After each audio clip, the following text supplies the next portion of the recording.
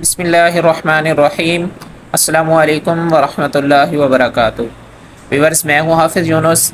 اس video میں ہم بات کریں گے حج کے متعلق اور جانیں گے حج کا طریقہ۔ اس ویڈیو کو اگر آپ آخر تک دیکھ لیتے ہیں تو حج کے متعلق آپ کو بڑی حد تک رہنمائی ملے گی۔ آگے بڑھنے سے قبل آپ سے التماس ہے، اگر آپ میرے چینل پر نئے ہیں تو چینل کو سبسکرائب کر دیجئے۔ چلتے ہیں اپنے موضوع کی جانب۔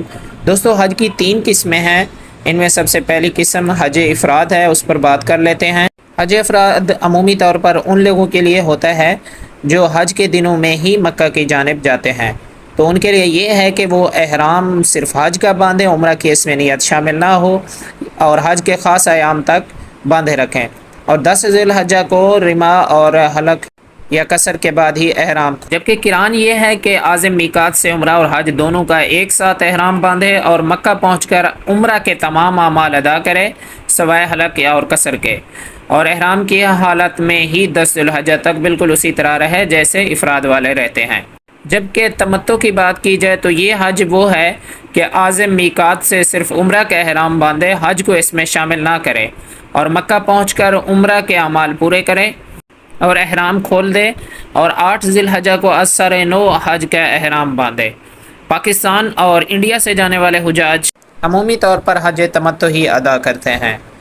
اور عمرہ کا طریقہ کار کیا ہے، اس کے لیے میرے چینل پر ویڈیو موجود ہے جس کا یہ تھمبنیل آپ کے سامنے ہے۔ اس کا لنک میں ڈسکرپشن میں یا کومنٹ باکس میں دے دوں گا، آپ وہاں سے دیکھنا چاہیں تو اس کو بھی دیکھ سکتے ہیں۔ اس ویڈیو میں نہ صرف عمرہ کا طریقہ بلکہ مکہ میں رہنے اور آنے جانے یعنی کہ گھر سے گھر تک مکمل رہنمائی کی گئی ہے۔ حج کی قسمیں ہم نے جان لی، اب آتے ہیں حج کے اعمال کی جانب۔ ذی الحج یعنی حج کا پہلا دن اپنے فجر کی نماز کے بعد اپنی قیام گاہ سے اس طرح احرام باندھنا ہے جس طرح عمرہ کا احرام باندھا تھا، لیکن یہ احرام حج کا ہوگا، عمرہ کا نہیں ہوگا۔ اس لیے اس احرام کے ساتھ حج کی نیت کریں کہ اے اللہ، میں حج کا ارادہ کرتا ہوں، اسے میرے لیے قبول اور آسان فرما، اور پھر تلبیہ پڑھتے ہوئے مینا کی طرف روانہ ہوں۔ تلبیہ کہتے ہی احرام کی تمام پابندیاں پھر سے عائد ہو جائیں گی۔ آج مینا میں کوئی خاص عمل نہیں ہے، صرف فرض نمازیں ہیں، یعنی ظہر، عصر، مغرب اور عشاء۔ اگر مسافرت باقی ہے تو قصر پڑھیں، ورنہ پوری نماز ادا کریں۔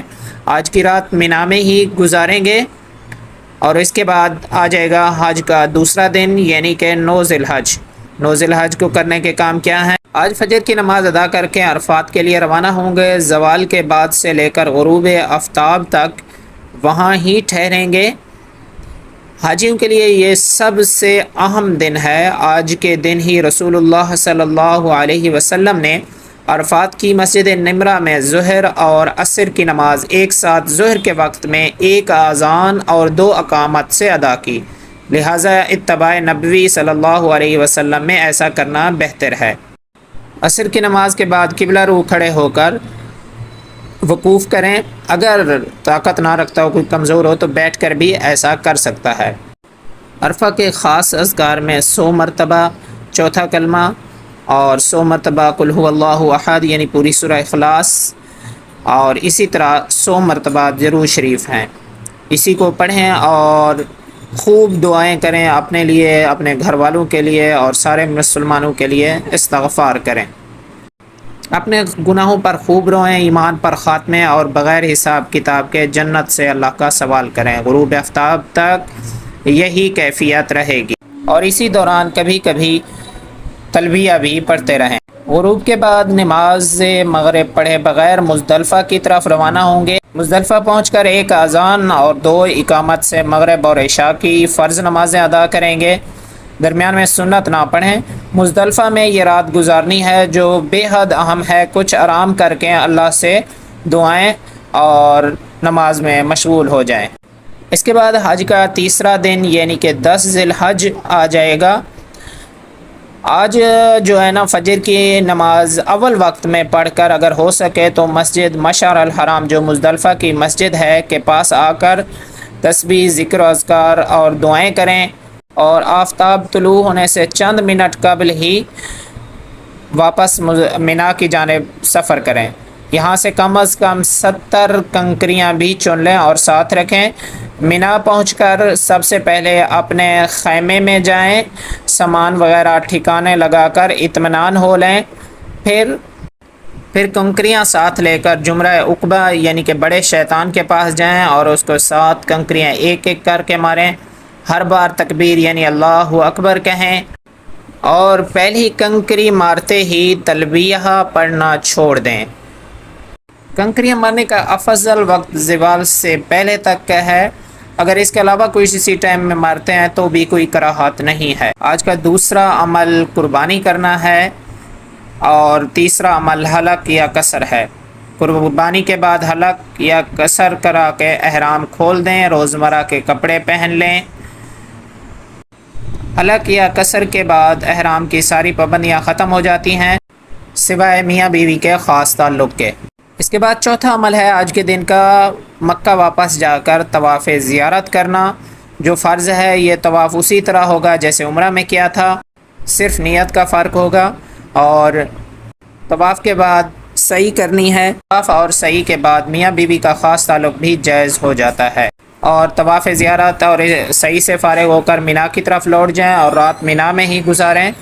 چاہے طواف رات میں ہی ختم ہو تب بھی آپ مینا میں واپس جائیں گے۔ یاد رکھیے آج کا خاص عمل بڑے شیطان کی رمی تھا، باقی 4 اعمال یعنی قربانی، حلق یا قصر، طواف زیارت اور سعی 12 ذی الحج کے غروب آفتاب تک بھی کیے جا سکتے ہیں، لیکن جب تک قربانی اور حلق یا قصر نہ ہو جائے احرام باقی رہے گا اور اس کی تمام پابندیاں بھی۔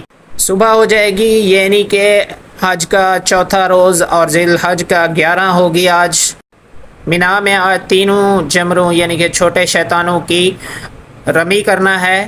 آج رمی کا افضل وقت زوال کے بعد سے غروب آفتاب تک ہے، لیکن مغرب سے صبح صادق تک بھی جائز ہے۔ ترتیب سے ایک ایک شیطان کو 7 کنکریاں ایک ایک کر کے ماریں گے، اور پہلے شیطان کو کنکریاں سائڈ پر کھڑے ہو کر قبلہ رو ہو کر دعائیں کریں گے، یہ مسنون ہے۔ پھر دوسرے کو بھی اسی طرح کریں گے، پھر تیسرے کی جانب جائیں گے، لیکن وہاں پر دعا نہیں کرنی، کنکریاں مار کر خیمے کی طرف چل۔ حج کے 5ویں دن یعنی کہ 12 ذی الحج کو بھی تینوں جمروں کی رمی کرنی ہے۔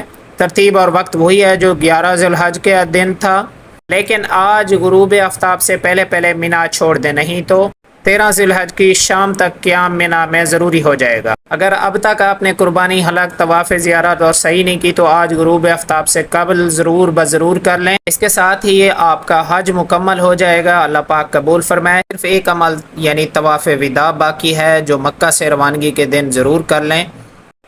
اس طواف میں بھی رمل نہیں ہوگا، لیکن دوگانہ طواف ادا کی جائے گی۔ آخر میں آپ سے التماس ہے کہ اگر یاد رہے تو اس گناہگار کو حج کی دوران اپنی دعاؤں میں ضرور شامل رکھیے گا۔ اللہ پاک آپ کو جزائے خیر دے۔ السلام علیکم ورحمۃ اللہ۔